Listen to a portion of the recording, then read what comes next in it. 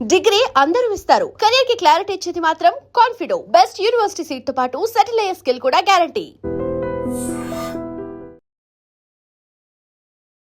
నమస్తే అమ్మా. నమస్తే అమ్మా. నీ కంఫర్ట్ నిన్ను నాశనం చేస్తుంది, ఉమ్. లేకపోతే మన కంఫర్ట్ మనల్ని నాశనం చేస్తుంది. ఎవరైనా సరే. దీన్ని మనం పిల్లలకి ఎలా తెలియచేయాలమ్మా? నిజంగా కంఫర్ట్ ఇస్తే నాశనం అవుతుందా మనకైనా పిల్లలకైనా? ఎందుకంటే మన ఆలోచన ఎప్పుడు పిల్లని చుట్టే తిరుగుతూ ఉంటుంది కాబట్టి మీ ముందు నేను పిల్లలని చెప్పి అడుగుతా ఉన్నాను. ఎవరికైనానమ్మా కంఫర్ట్ జోన్లోంచి బయటికి రాంది ఏమీ చేయలేరు. కంఫర్ట్ జోన్ అన్న పదం మనం తరచుగా వింటాం. హాయిగా ఉంటుందమ్మా వేసవికాలం, ఏసీ వేసుకుని అలా కూర్చుని, ఇంకా కావాలంటే 16, 18లోనో పెట్టుకుని ఆ కంఫర్టర్ కప్పుకుని పైన కప్పుకుని మధ్య మధ్యలో మెళుకు ఏదన్నా నచ్చిన సీరియలో సినిమాను చూసుకుంటూ మధ్యలో ఉండి అప్పుడప్పుడు లేచి మంచం మించి పడుకుని తినకూడదని సిద్ధాంతం తెలిసినా సరే ఆ నోరు చాపల్యంతో పక్కన ఉన్నది అట్లా ఎంత బాగుంటుంది.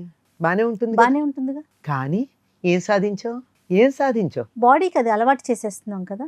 ఏం సాధించావు? ఫస్ట్ ఆఫ్ ఆల్ ఏమీ లేదు. అంతా అయిపోయిన తర్వాత రోజంతా అయిపోయింది, తర్వాత ఎవరో మీరో నేనో ఫోన్ చేస్తాను, లేకపోతే మీరు నేను మీకో ఫోన్ చేసి ఏం చేశానంటే ఏం లేదు, రిలాక్స్ అయ్యాను. బాగుంది. రిలాక్సేషన్ జీవితం అంతా రిలాక్సేషనేనా? మన పని మనం చేసుకోవాలి. ఇంకొకటి ఏంటంటే ఈ కంఫర్ట్ అన్నది కొంతకాలం బాగా ఉండి శరీరానికి అలవాటు పడిన తర్వాత అది ఏమాత్రం పని చేయడానికి ఇష్టపడదు.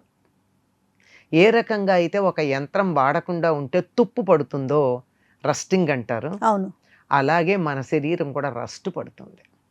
బాగా పనిచేసేటటువంటి వాళ్ళకున్న ఆరోగ్యం వీలైనంత వరకు సుఖపడదామని కూర్చునే వాళ్ళకు ఉంటుందా? సుఖం ఉంటుందేమో, సుఖానికి ఆనందానికి బ్లిస్కి తేడా తెలియదు.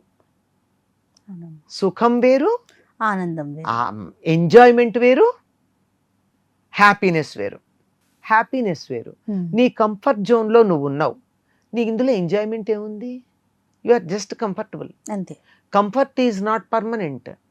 సమ్మర్ గనక నువ్వు ఇలా పడుకుంటే నీకు కంఫర్ట్గా ఉంది, సుఖం. అదే శీతాకాలం కంఫర్ట్ ఉంటుందా? ఇదే ఉండదు. 18 నీకు కంఫర్ట్ కాదు శీతాకాలం. అప్పుడు పెంచుతావా లేదా? ఇప్పుడు చల్లని నీళ్లు తాగడం కంఫర్ట్. చల్లని నీళ్ళు ఇస్తే బాబోయ్ వద్దంటాం. ఇప్పుడు వేడి నీళ్లు మనకి ఇష్టం లేదు, చల్ల నీళ్లు పోసుకుంటాం. అప్పుడు వేడి నీళ్లు, శీతాకాలంలో వేడి నీళ్లు కంఫర్ట్. అంచేత comfort is always dependent on the situation. Enjoyment is mental, happiness is our original nature. సహజ స్వభావం ఆనందం. అవునమ్మా. మానసికంగా సంతోషపడడం అనేది ఏదైతే ఉందో అది ఎంజాయ్మెంట్. భౌతికంగా కాస్త బాగుందనిపించేది కంఫర్ట్. కంఫర్ట్లోంచి బయటకు వస్తే తప్ప ఎంజాయ్మెంట్ ఉండదు. ఎంజాయ్మెంట్ నీకు నిరంతరం ఉంటే తప్ప హ్యాపీనెస్ ఉండదు. ఈ కంఫర్ట్ జోన్లో ఏం జరుగుతుందంటే చాలా హ్యాపీ హార్మోన్స్ రావు. శరీరంలో డోపమైన్ రావాలంటే శరీరం కదలించాలి కదా. ఖచ్చితంగా. నువ్వు అక్కడి నుంచి లేచి అంత హాయిగా పడుకున్న తర్వాత లేస్తే ఏం చేస్తావు? ఒళ్ళు విరుచుకుంటావు, ఇలా తిరుగుతావు, అలా ఏదో చేస్తే కదా నీ శరీరం నీ స్వాధీనం అయ్యేది. అంటే ఒక 0.0001 ఎంతో ఉంటుందే అంత డోపమైన్కి నువ్వు కాస్త కదులుతున్నావు అంతే. కానీ నిరంతరం అదే ఉంటే ఎలా ఉంటుంది? లేడి పిల్లలాగా చెంగున గంతులేమా? ఎవరినన్నా చూస్తే మనకు కూడా ఆనందంగా అనిపించదా? లేడి పిల్లలాగా చెంగున చురుగ్గా పరిగెడుతూ ఉన్న వాళ్ళని చూస్తే ఆహా ఎంత బాగా పరిగెడుతున్నారని అనిపించదా? ఇది నేను భౌతికంగా చెప్పేటటువంటి వాతావరణంలో అక్కడ ఇక్కడ తిరుగుతూ పరిగెట్టడం గురించి కాదు. అన్ని విషయాల్లో కూడా చదువు కావచ్చు, పని కావచ్చు, మనం అనుకున్నటువంటి టార్గెట్స్ని రీచ్ అవ్వడానికి కావాల్సినటువంటి శ్రమ కావచ్చు, వీటన్నిటిలో కూడా ఈ చురుకుదనం కావాలంటే ఇలా కూర్చుంటే జజ్జుగా ఉంటారు. దీనికే మన వాళ్ళు చెప్తారు, బబ్బుని చదివితే చదువు కూడా బబ్బు ఉంటుంది అని ఒక మాట అన్నారు. పడుకుని చదవద్దని చెప్పడానికి కారణం అదే. ఏ పనైనా పడుకుని చేస్తే పడుకున్నది రిలాక్సేషన్ కోసం అంతే. ఈ రిలాక్సేషన్ కంఫర్ట్ వల్ల వచ్చేది రిలాక్సేషన్ తప్ప జీవితంలో మరేమీ సాధించలేరు. ఎవరైతే కంఫర్ట్ జోన్లో ఉన్నారో that is the end of their journey.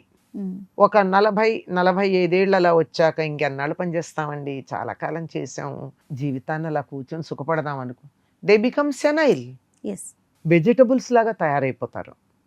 నేను చాలా మందిని చూశాను, రిటైర్ అయ్యే వరకు బాగానే ఉంటారు, రిటైర్ అయిన 2 నెలలో 3 నెలలకో చూస్తే ఒక 10 ఏళ్ళు మీద పడ్డట్టు కనపడతారు. అవునమ్మా, ఎందుకని? ఎందుకని వాళ్ళకి ఇది లేదు, ఒక లక్ష్యం లేదు, ఏం చేయాలన్నది లేదు. ఆ. ఏం చేయాలి, కూర్చుందాం అనుకుంటారు, కూర్చుంటే అంతే సంగతి. అంటే ఎట్లా ఫీల్ అవుతారు అనుకుంటారంటే, నేను పని ఉన్నన్ని రోజులు వర్క్ చేశాం కదా, ఇప్పుడు రిలాక్స్ అవుదాం అనుకుంటారంటారా? అంతే. దానివల్ల ఏమవుతుందంటే టార్గెట్ లేదమ్మా. ఇప్పుడు వర్కింగ్ డేస్లో ఏం చేస్తారు, నిద్ర లేవగానే 10ంటికో 11ంటికో టార్గెట్ ఉంటుంది, ఫలానా టైంకి వెళ్ళాలి, దానికోసం చకచకచకా పనులన్నీ చేసుకుంటారు. అవును, ఇప్పుడు వెళ్ళక్కర్లేదు, నిదానంగా చేస్తారు. అందుకు సండేనో హాలిడేనో మనం అంతే కదా, అంతే ఉంటాం. అంతే చేస్తాం. అవును. వారానికి ఒకసారి అట్లా ఉంటే పర్వాలేదు, కానీ రోజు. ఇంకా ఒక నెల రోజులు వరుసగా అట్లా ఉంటే ఏమైపోతుంది.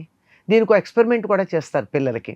సమ్మర్ రాగానే మేము సినిమాలు చూస్తాం, మమ్మల్ని పరీక్షల్లో చదువు సినిమా చూడండి లేదు, కష్టపెట్టారు అది ఇది అంటే హాయిగా రెండర్రా అని టీవీ ఇచ్చేసి, ఆ రోజుల్లో పాతకాలంలో ఇవి ఉండేవి, ఇవి వీడియోలు క్యాసెట్లు తెచ్చి పెట్టేసి, మీకు ఏం కావాలంటే అది పొద్దున ఎన్నింటికి లేస్తారో లేవండి, మీకు పాలిస్తాము, ఎన్నింటికి తింటారు బ్రేక్ఫాస్ట్ పెడతాం, ఎన్నింటికి కావాలంటే అన్నింటికి భోజనం పెడతాం, మీకు కావాల్సిన వీడియోలు చూడండి అని అక్కడ పడేస్తే ఆ పిల్లలందరినీ పీల్చి ఒక 5-6 4 రోజులు 5 రోజులు హ్యాపీగా ఉంటారు వాళ్ళు. అవును.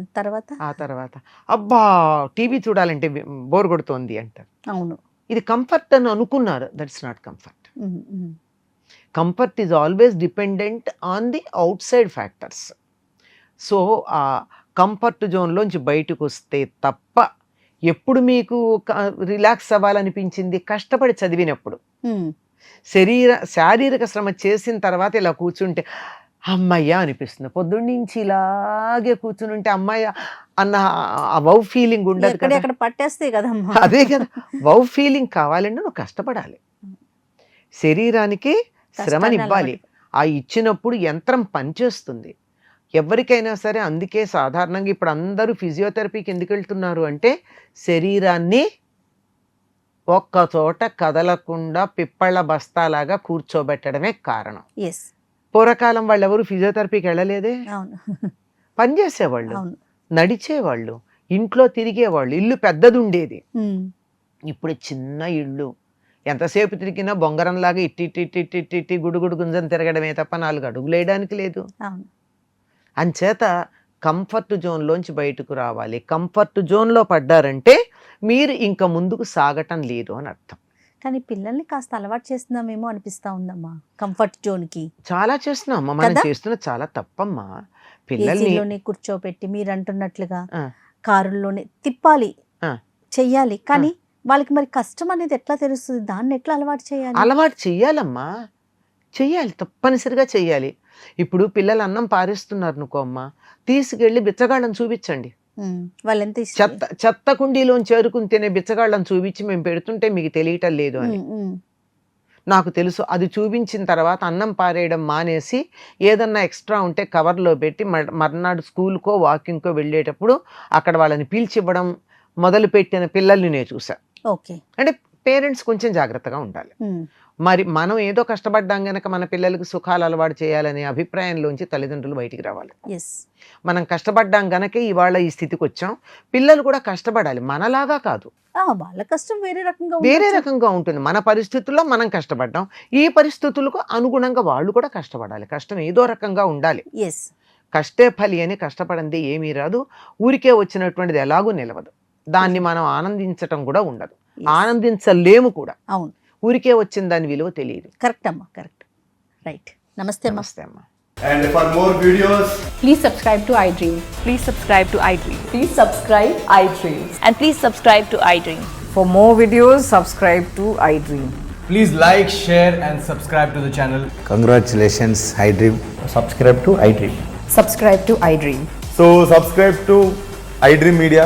iDream ki iDream team andarki huge congratulations. Please subscribe iDream Media. Please subscribe to iDream.